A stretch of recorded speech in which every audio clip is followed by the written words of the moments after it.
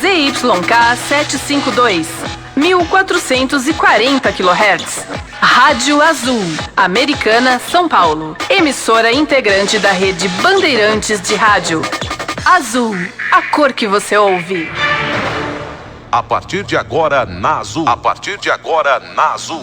Você vai ficar atualizado com as principais informações de Americana, região On News. Está no ar On News. Azul, a cor da informação.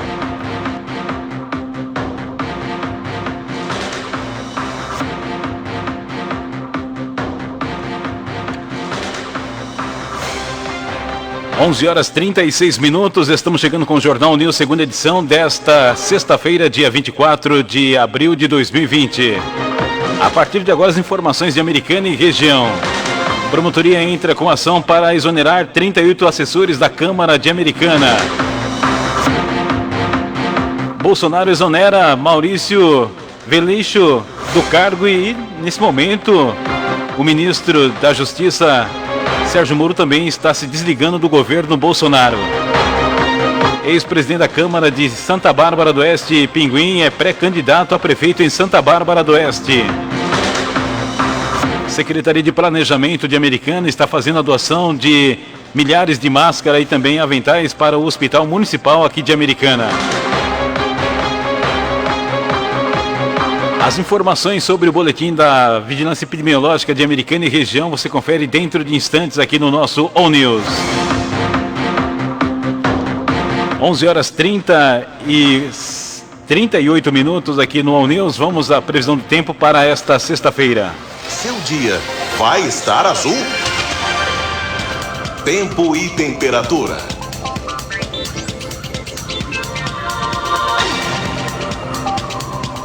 Onze 38, tempo ensolarado no momento. A máxima para hoje é de 31 graus, céu limpo durante a tarde e noite desta sexta-feira.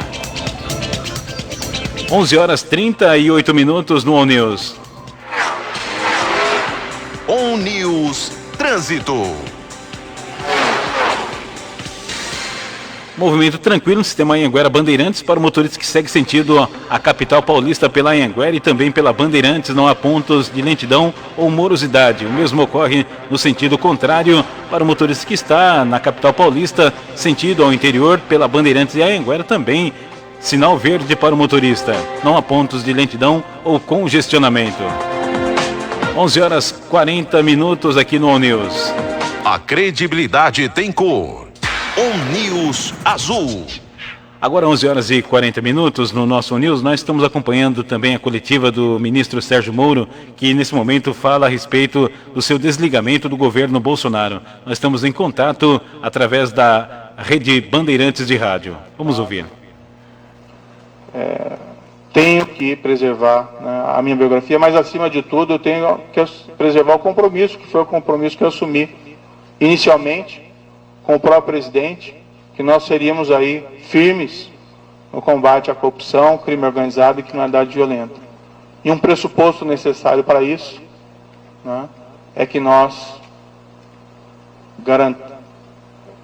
temos que garantir aí o respeito à lei, a própria autonomia da Polícia Federal contra interferências políticas. Tá aí, o ministro continua dando a coletiva nesse momento, explicando as razões por que está se desligando do governo Bolsonaro, porque de acordo com ele há interferência política na pasta do Ministério da Justiça e por isso que ele estaria se desligando. Agora 11h41 minutos aqui no On News, e o INSS libera a partir de hoje o 13º, antecipa a liberação do 13º. Mais informações aqui no On News. Começa nesta sexta-feira e vai até o dia 8 de maio o pagamento adiantado da primeira parcela do 13º do INSS. O benefício foi adiantado por conta do surto de coronavírus no intuito de amenizar impactos econômicos. Tem direito ao 13º do INSS quem durante o ano recebeu benefício previdenciário de aposentadoria, pensão por morte, auxílio-doença, auxílio-acidente ou auxílio-reclusão. Aqueles que recebem um salário mínimo, o depósito da antecipação será feito entre os dias 24 de abril e 8 de maio, de acordo com o número final do benefício, sem levar em conta o dígito verificador. Os segurados com renda mensal acima do piso nacional vão receber entre 4 e 8 de maio, conforme a tabela de pagamento deste ano. De acordo com o INSS, quase 31 milhões de beneficiários devem receber a primeira parcela do 13º. Ao todo, mais de 23 bilhões de reais serão pagos. A previsão é que a segunda parcela do 13º dos aposentados e pensionistas comece a ser paga no dia 25 de maio. De Brasília, Vitor Abreu. Agora 11 horas e 42 minutos, vamos às informações da polícia aqui no ONews.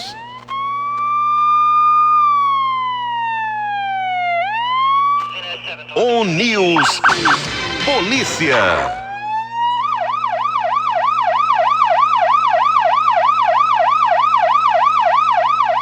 Manhã de sexta-feira, bom dia Jairo, bom dia aos ouvintes que estão acompanhando o Jornal ONews aqui na Azul nos 1440.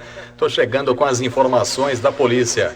Um estelionatário enganou 2 pessoas pelo site OLX no bairro Vila da Inês aqui em Americana.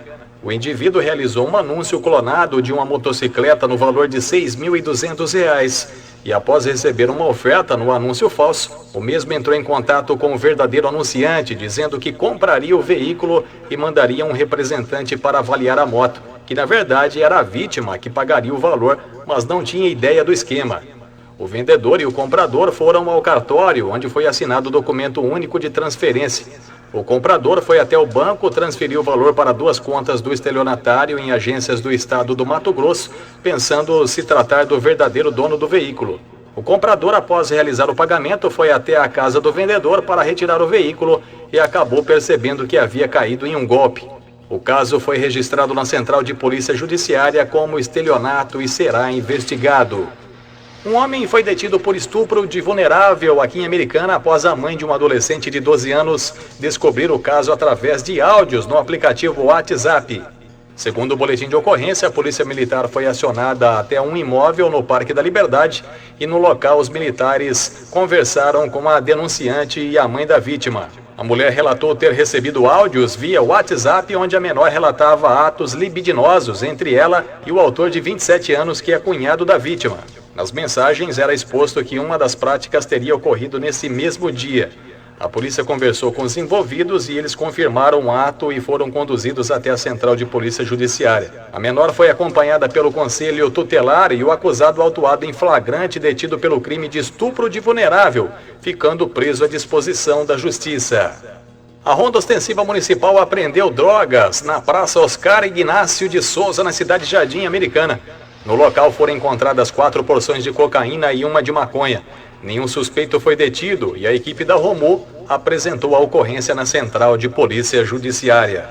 Um homem matou a esposa e avisou o sogro em Limeira, aqui na nossa cidade vizinha.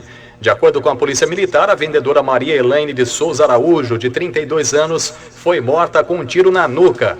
O corpo foi encontrado por volta das 5 da manhã na cozinha da residência onde ela morava. Os policiais apuraram que mais cedo o autor do crime encaminhou uma mensagem pelo WhatsApp para o pai da vítima, informando sobre o feminicídio. O homem fugiu em um carro modelo Civic e, através do monitoramento eletrônico, foi verificado que o veículo esteve na cidade de São Paulo. Porém, o rapaz não foi encontrado. O corpo de Maria Elaine foi encaminhado para o Instituto Médico Legal. Até o presente momento, estas foram as informações do plantão policial. Mais informações, acesse o nosso site radioazul.net.br. Uma ótima sexta-feira, bom final de semana. Will Magri com as notícias da polícia. Você está ouvindo ONews, segunda edição. Azul, a cor da credibilidade.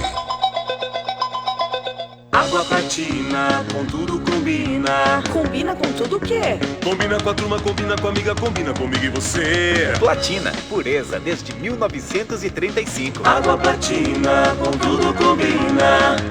Você trabalha com artesanato? Há 80 anos, as indústrias têxteis Najar são símbolos de tradição no mercado. São mais de 3 mil itens à sua disposição. Etiquetas personalizadas, rendas, fitas, entre outros. Na nossa linha pronta entrega, também temos uma grande variedade de adesivos termocolantes para você usar em roupas, cama, mesa e banho. A Najar oferece os melhores produtos para o seu artesanato ficar mais lindo e completo. Acesse najar.com.br. Siga no Instagram Indústrias Têxteis Najar. mais atualizado, mais completo. On News, segunda edição. Azul, a cor da informação. On News, entrevista.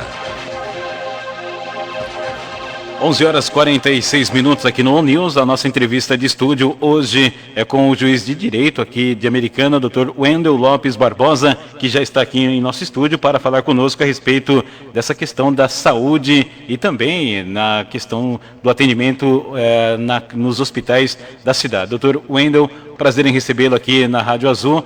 Pela primeira vez o senhor fala com a gente aqui no estúdio e até aproveitando esse momento, terminou a coletiva há instantes atrás do ministro Sérgio Moro, que está se desligando do governo federal. Doutor, antes de entrarmos na nossa pauta principal aqui, como que o senhor vê? É prejudicial para o país o desligamento do ministro Sérgio Moro? Bom dia. Bom dia, Jairo.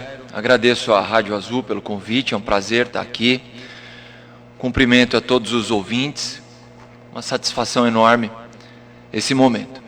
Jairo, eu vou pedir licença para você, eu agradeço o seu questionamento, eu agradeço a confiança do questionamento, mas eu realmente eu pretendo me abster de qualquer comentário a respeito da política brasileira nesse momento, em virtude da polarização, da radicalização que há nas ideias.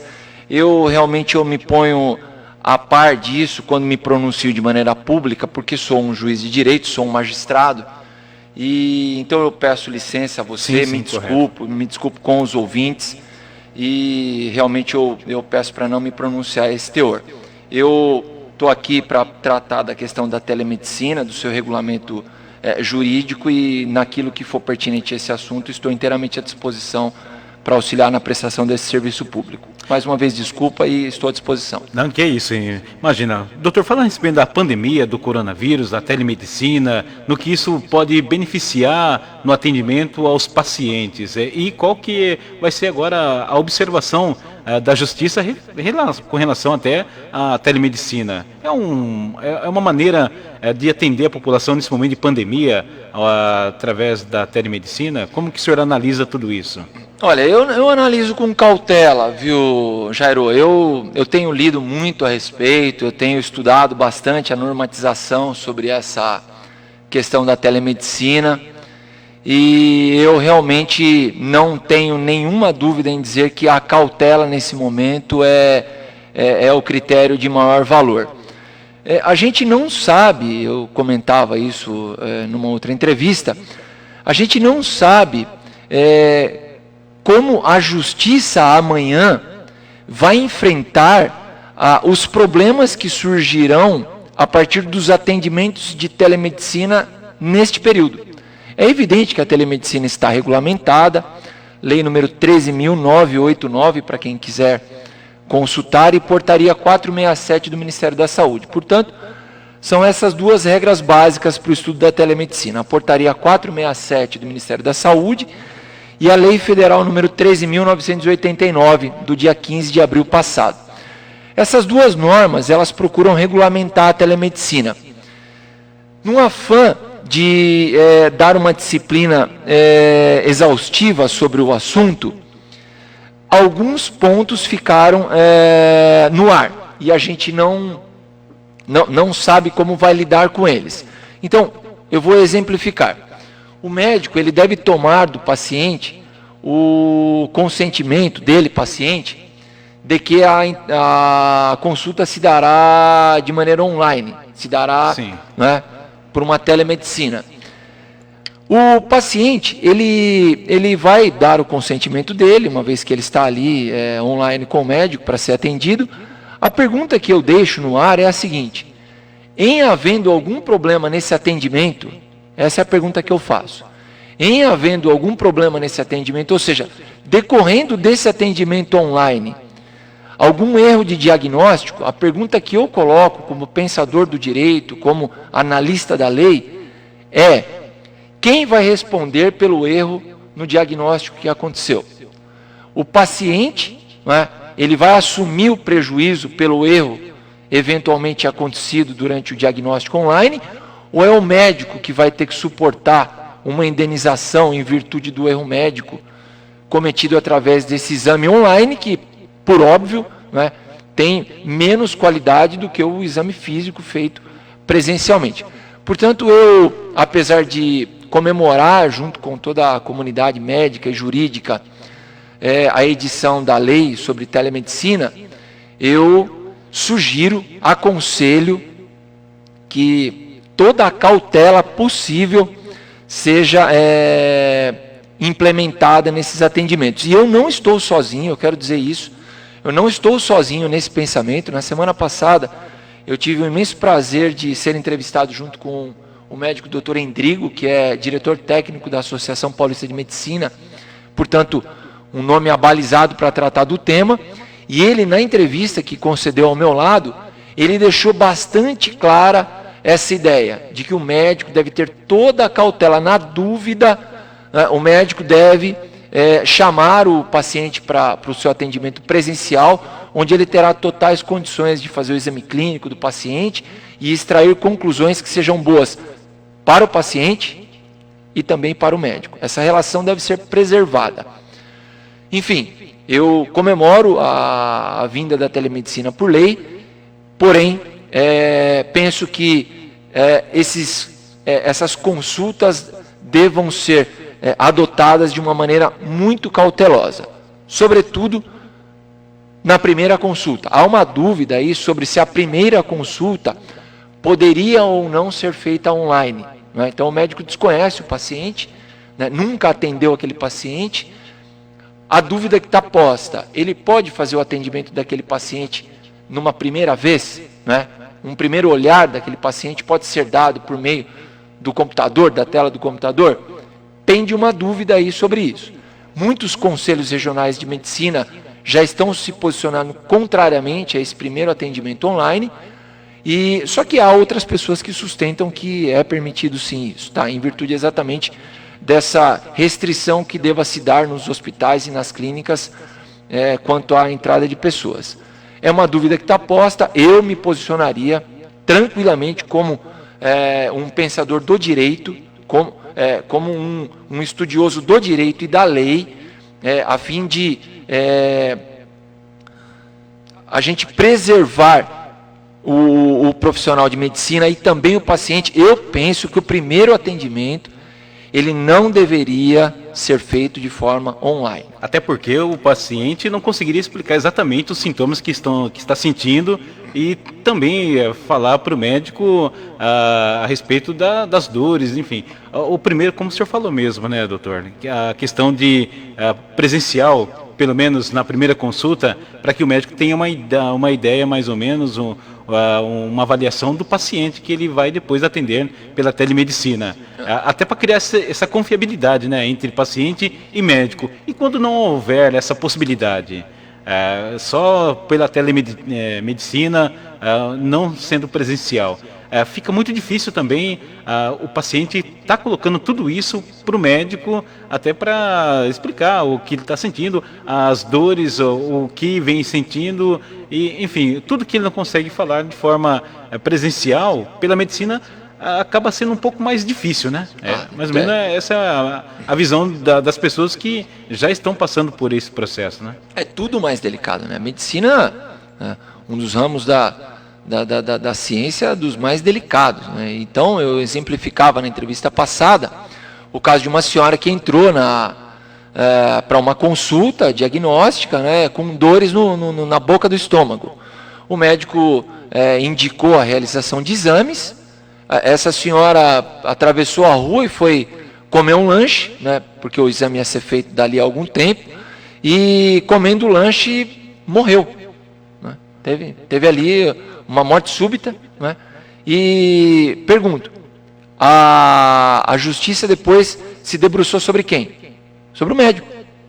A ação foi dirigida contra quem? Contra o médico, né? Qual foi a alegação? O médico foi desidioso, foi omisso, não atendeu direito. Veja, e foi presencial esse atendimento. E o médico naquela ocasião não tinha outra coisa para fazer, senão receitar, senão indicar a realização do exame. Veja, eu tomo isso como exemplo para dar a ideia de cautela que isso deve ser, que os médicos devem tomar nessa situação. Se num atendimento presencial a gente teve um problema desse, e o médico respondeu, eu dizia nessa ocasião, o médico respondeu processo criminal por homicídio culposo, e foi condenado nessa situação. Condenado em primeiro grau. Essa condenação depois, eu dizia, caiu em segunda instância. Porém, ela poderia ter permanecido. O médico poderia ter sido condenado por isso, por homicídio culposo dessa senhora. Veja, se presencialmente houve uma situação dessa, a gente pode imaginar o que não pode acontecer online, de forma online, à distância.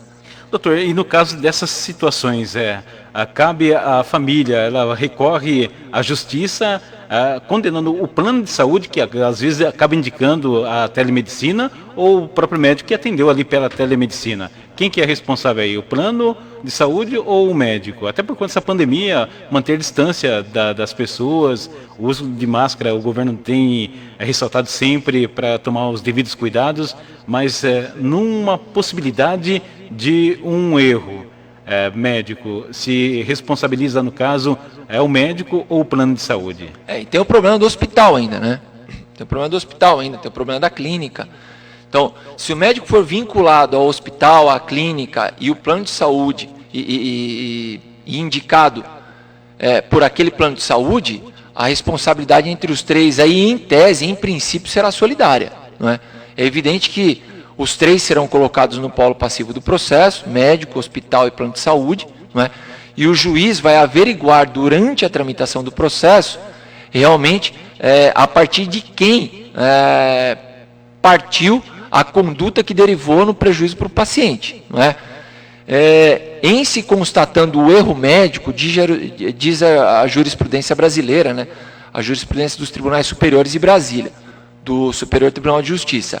Em se constatando o erro médico este vinculado ao hospital e ao plano de saúde, o plano e o hospital respondem objetivamente e solidariamente com o médico. Tá? Então, os três responderão nessa hipótese levantada por você. Muito bem levantada, uma pergunta muito bem feita, complexa, uma pergunta sobre a qual me debruçava essa semana. Estudei alguns materiais em que essa ideia ela está meio confusa na cabeça das pessoas, não é? Porém, eu respondo agora de maneira cabal para você e não tenho a menor dúvida quanto a isso. Em havendo erro médico e este médico tendo vínculo com o hospital e com o plano de saúde, respondem os três. Tá? Há outras situações, por exemplo, que eu poderia abordar aqui, o caso do day hospital. O médico faz a locação de uma sala de cirurgia, por exemplo, para realizar um procedimento cirúrgico, e ali ocorre um problema para o paciente, um prejuízo, uma lesão, decorrente unicamente da atividade médica, do ato médico, do médico, da conduta do cirurgião. Nesse caso, o médico não tendo vínculo empregatício ou qualquer outro tipo de vínculo com o hospital neste caso não responde. Quero deixar isso bem claro aqui, porque aí está difundido na mente das pessoas, principalmente na comunidade médica e até na comunidade jurídica, até na parte do direito, que em toda e qualquer hipótese o hospital responde por erro do médico. Não é assim. Tá? Que fique claro isso. Sim. Isso não é assim. Tem de haver um vínculo entre o médico, o hospital e o plano de saúde, para que as empresas de plano de saúde e o hospital respondam pelo erro médico. Em não havendo este vínculo, tá, o médico responde de maneira individual. Isso é jurisprudência cabal consolidada do Superior Tribunal de Justiça, que é o tribunal último no Brasil para examinar essa questão. Que fique claro isso, Jairo. Espero que tenha ficado claro. Sim, e outra questão, doutor, muitas agora tem uma orientação também sobre a emissão de receitas médicas também pela telemedicina. A pessoa está com algum problema, acaba relatando ali para o médico através da consulta online e também o médico pode emitir uma receita que a pessoa imprimindo pode ir à farmácia, remédio controlado, e às vezes pessoas que acabam até falando algo que, já que não está de forma presencial, o médico não tem como constatar se é verdade ou não. A emissão dessas receitas online, remédios controlados, Até se fala muito dessa cloroquina, de tomar remédio, pessoa se prevenindo com relação ao Covid-19, o coronavírus. Então tem muita gente que nessa pandemia toda buscando alternativa para se prevenir, né? Sem saber que é o médico que indica, é o médico que receita se o paciente deve ou não usar determinados medicamentos. Online e pela telemedicina, isso pode aumentar, essa emissão de receita também pode colocar a situação, já que as pessoas podem ter aí resultados surpreendentes negativamente, já tomando uma medicação que ela entende que o vizinho, parente ou alguém tomou, possa fazer bem para ela também. E de forma presencial é bem mais prática e confiável e também mais seguro o médico emitir uma receita nesse sentido, né, doutor? Porque se fala muito em medicamentos controlados, é que a pessoa agora pode relatar através da telemedicina, imprimir em casa e buscar na farmácia esses remédios controlados. Também é uma preocupação do poder da justiça em defesa dos direitos dos pacientes que estão à procura e tem como alternativa, ou às vezes única alternativa, a telemedicina? Bom, entrevista boa, viu, Jairo? Você é um bom entrevistador, viu? Meus cumprimentos pelo teor das perguntas. Muito bem feitas, complexas e vão a fundo. Daria aqui uma meia hora essa resposta, tá? Eu vou procurar abordar 3 pontos centrais aí. O primeiro ponto jamais a gente pode admitir que a pessoa se automedique. Esse é o primeiro ponto. Isso é o pressuposto de tudo. Né? Então, a pessoa... a medicação deve ser indicada, receitada pelo médico. Esse é o primeiro ponto. Segundo ponto, quem responderá pela indicação de um medicamento que faça mal ao paciente? Eu não tenho a menor dúvida em responder, o médico. Então, o atendimento é online. Ok. Deu algum problema para o paciente em virtude da administração de um medicamento que o paciente suportou algum prejuízo. Quem vai responder? O médico. Não tenho a menor dúvida quanto a isso. Se amanhã surgir um problema, um litígio, um conflito judicial, a corda vai estourar para o lado do médico. Portanto, o médico, eu repito, e aí eu volto no início da entrevista, é o médico que tem que ter a cautela de saber se vai atender ou não. Um terceiro ponto, aliás, são 4 pontos que eu vou abordar. A questão da cloroquina ou hidroxicloroquina, o Conselho Federal de Medicina, me parece ontem, soltou uma regulamentação a respeito da utilização ou não deste medicamento. Eu, de forma alguma, vou entrar nesse assunto aqui, da mesma forma que na política. Correto. Eu me coloquei, né? Me inclua fora dessa, né? Eu pedi para você, eu também vou me incluir fora dessa com relação à eventual prescrição desse medicamento ou não. Isso faz parte da atividade médica. E o último ponto, e esse aqui eu vou abordar porque é a minha área de conhecimento, e eu quero deixar uma coisa bem clara aqui, eu quero deixar a minha posição bem marcada, né, que é para não ter a menor dúvida. Segundo a lei, eu sou um examinador de lei, eu sou um estudioso de lei, né, segundo a lei número 13.989, lei do dia 15 de abril passado, tá? Não há a menor dúvida mais quanto à maneira como a receita deve ser formalizada. Só há 2 formas do médico encaminhar essa receita para o paciente. A primeira forma, por assinatura eletrônica. Assinatura eletrônica com certificado digital. Segunda forma física, ele faz o receituário médico e assina e envia no envelope lacrado para o paciente. Tá? Não há outra forma. Não adianta querer, Jairo, eu espero que isso esteja ficando bastante claro, porque a gente está aqui prestando um serviço público, eu parabenizo o veículo de imprensa aqui por isso. Tá? Não há aquela possibilidade, veja, a lei não permite isso, está proibido, tá?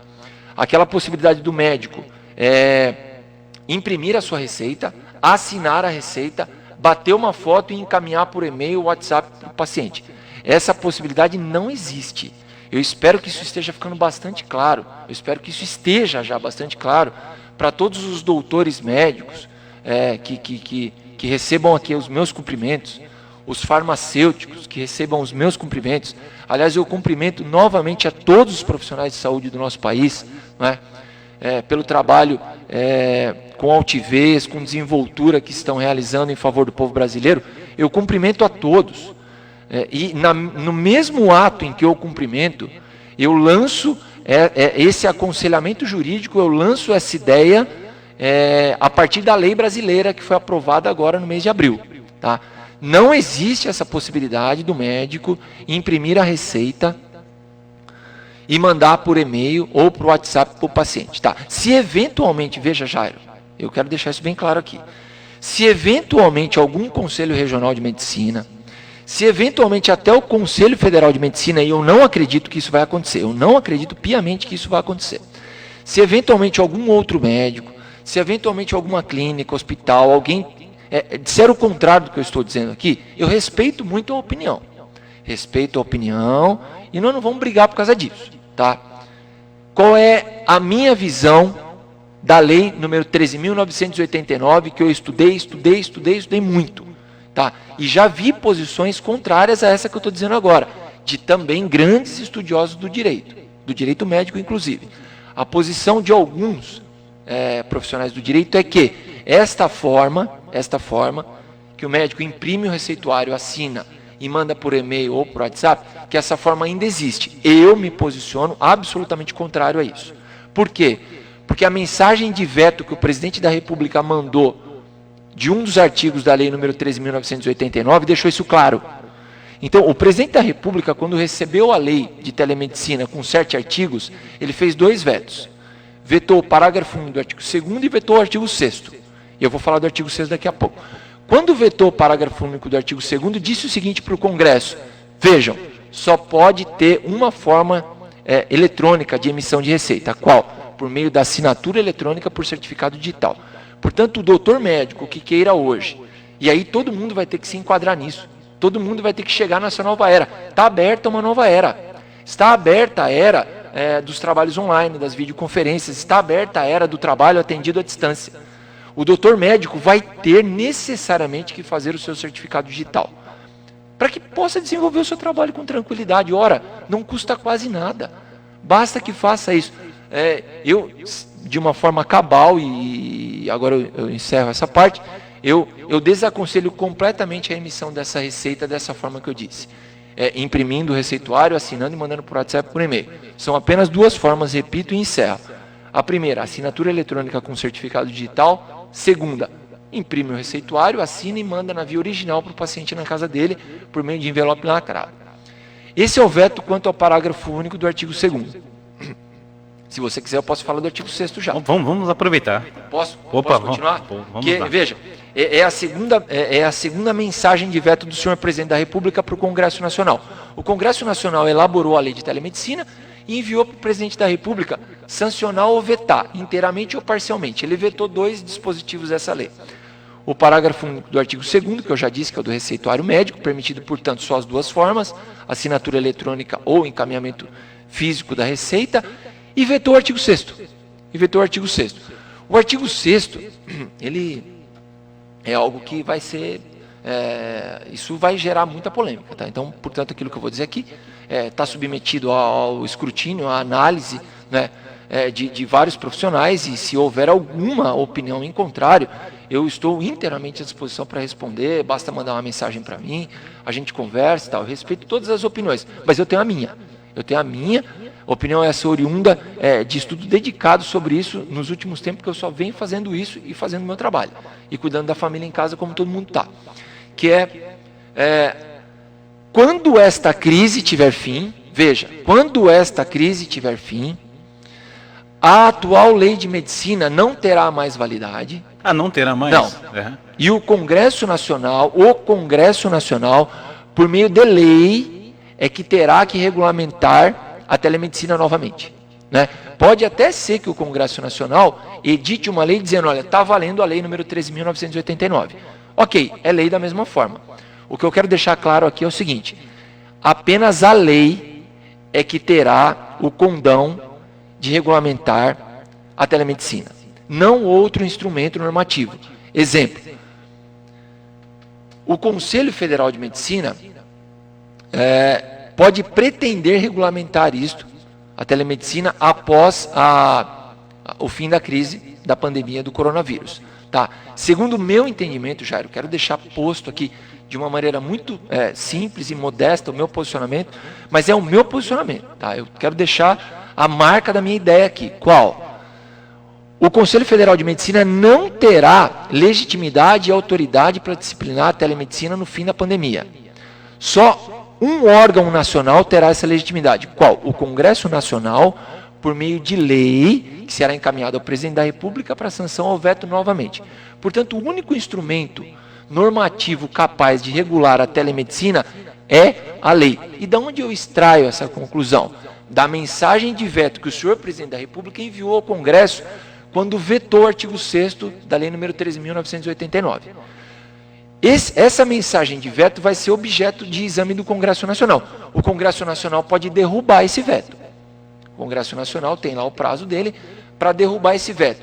Derrubando o veto do Presidente da República, tudo modifica. Aí você me chama aqui de novo para uma outra entrevista. Sim. E eu te digo como é que vai ficar. Como está hoje, de acordo com a Lei nº 13.989, no período de pandemia, vale a Lei nº 13.989, fim do período de pandemia, para que a gente tenha a telemedicina, nova lei do Congresso Nacional disciplinando a matéria. Essa é a minha posição e espero que tenha ficado muito claro. Doutor, hoje o paciente ele pode se recusar numa consulta pela telemedicina ou o médico especificou que tem que ser por esse meio, que é mais seguro para ambos, ou não? Qual que é o paciente ele tem o direito de falar, não quero telemedicina porque não tenho afinidade com a internet, né, com as redes sociais, eu também não saberia me explicar certinho o que eu tenho. Enfim, ele pode recusar a telemedicina ou é uma prerrogativa do médico essa consulta? Não, ambas as partes aí têm a prerrogativa de fazer ou não um atendimento online. Por parte do paciente, o princípio da autonomia da vontade quase que impera totalmente nas relações médicas. Não é? Poderia, por exemplo, trazer aqui a colação o exemplo das testemunhas de Jeová na questão do recebimento de sangue, não é? Da transfusão de sangue. Não é? Vai lá, está com um problema seríssimo de saúde, o paciente diz, olha, eu sei que eu tenho um problema seríssimo, eu sei que a transfusão de sangue seria imprescindível, né, para salvar a guarda da minha vida, porém eu ainda assim não aceito o recebimento do sangue, né, por uma convicção religiosa minha. A autonomia da vontade do paciente nesse caso aí, ela deve ser respeitada. Ser maior e capaz. Ser capaz de fornecer o seu consentimento naquele momento. Perceba, se eles tiverem plena consciência, né, o paciente é maior e capaz, né, portanto, inteirado de toda a sua consciência, sua capacidade civil, ele, paciente, tem o direito de projetar como será o seu tratamento. Tá? Esse é o princípio da autonomia da vontade, que se aplica inteiramente nas relações médico-paciente. É evidente que várias exceções são oportunas de serem levantadas, no caso, por exemplo, uma criança. Né? Uma criança que tem o mesmo problema, tenha que receber a transfusão de sangue, e aí a gente vai para questões de bioética que vão muito além dessa entrevista aqui. É lógico que no caso da criança, do adolescente, que ainda não tem capacidade civil plena, essa situação não é resolvida da mesma forma. É verdade que é lógico que aí o melhor interesse da criança, da saúde e da vida da criança e do adolescente é que serão levados em consideração nesse caso. Porém, em se tratando, voltando aqui para a sua pergunta, em se tratando de telemedicina, o paciente é que terá a prerrogativa de aceitar ou não a consulta online e o médico da mesma forma. O médico da mesma forma. O médico visualizou a situação, concluiu, olha, o atendimento por telemedicina nesse caso aqui não é adequado, pode gerar problema para o paciente e para mim, para na hora a consulta, olha, o senhor vai me desculpar, eu não tenho condições de seguir a partir daqui, a técnica medicinal a partir daqui não pode ser implementada, o senhor, por gentileza, venha ao meu consultório, vamos marcar dia e hora, o senhor vem. O paciente diz, não, eu não vou, doutor, eu quero continuar por aqui. Então, eu agradeço muito o médico, né? Agradeço muito a presença do senhor aqui online, não é? Eu quero lhe dizer que por uma questão de foro íntimo e profissional eu não posso continuar o atendimento. Se eu puder atendê-lo novamente no consultório, estarei à disposição. Caso contrário, eu agradeço e desejo uma boa tarde. Assim que as partes devem se portar. Ok, nós estamos conversando aqui com o juiz de direito aqui de Americana, Dr. Wendel Lopes Barbosa, falando a respeito da telemedicina. O assunto é extenso, nós vamos falar outras vezes, doutor. Fica aqui aberto as portas da Rádio Azul para que a gente possa falar muito mais vezes aí a respeito desse assunto que é interessante e diz a respeito de muita gente com relação à consulta. Até para exemplificar, o pessoal está nos perguntando online se a questão da telemedicina é mais, então, primeiro uma consulta presencial, depois sim poderia se fazer uma telemedicina. Ficaria mais seguro para ambos, né, doutor? Eu vou me posicionar de forma a marcar novamente a minha ideia aqui. Eu penso que o primeiro atendimento ele não pode se dar de forma online. Eu penso que é absolutamente necessário que o primeiro atendimento se dê de forma presencial. É lógico que as pessoas que têm uma ideia contrária que eu estou levantando aqui vão dizer que a telemedicina veio exatamente para evitar a ida das pessoas às clínicas, aos hospitais. Eu sei de tudo isso. Mas, ao mesmo tempo, eu sei que o primeiro atendimento, a importância dele, a relevância dele é extrema. Não é? E que, para aquelas situações em que o médico já tem uma rotina com o paciente, vem fazendo um tratamento com aquele paciente, acompanhando, essas sim são as situações mais convenientes para o uso da telemedicina. Tá certo. Doutor, agora 12:18, olha, gostaríamos de estender mais a conversa, mas somos escravos do horário. Mais uma vez, muito grato pela vinda do senhor aqui, esclareceu muito esse tema tão importante e tão em foco nesse momento. Mais uma vez, muito obrigado pela vinda do senhor. Espero que tenhamos a oportunidade de falar outras vezes aqui na rádio com relação a esse tema que é muito empolgante e palpitante. Será um prazer, Jairo. Eu quero mais uma vez cumprimentar a condução da entrevista, de sua parte, perguntas inteligentes, complexas, que vão realmente na ferida, no âmago da coisa. Quero cumprimentar mais uma vez todos os profissionais de saúde do nosso país e quero cumprimentar os nossos moradores da nossa querida cidade Americana, todos que estão nos ouvindo. Meus parabéns pela obtenção do conhecimento aqui através da rádio. Muito obrigado e tenha uma boa tarde a todos. Ok, muito obrigado, Dr. Wendel, juiz de direito aqui de Americana, falando conosco aqui na Azul. Um abraço a todos, muito obrigado pelo carinho do rádio ligado aí no AM 1440 e também pelas redes sociais, Facebook. E lembrando que essa entrevista já está disponível também nas redes sociais, no Facebook, para você que queira ouvir, assistir novamente. Um abraço, uma boa tarde a todos, um ótimo final de semana e até segunda-feira, se Deus quiser. Você ficou atualizado com as principais informações de Americana, região On News. On News, segunda edição. Azul, a cor da informação.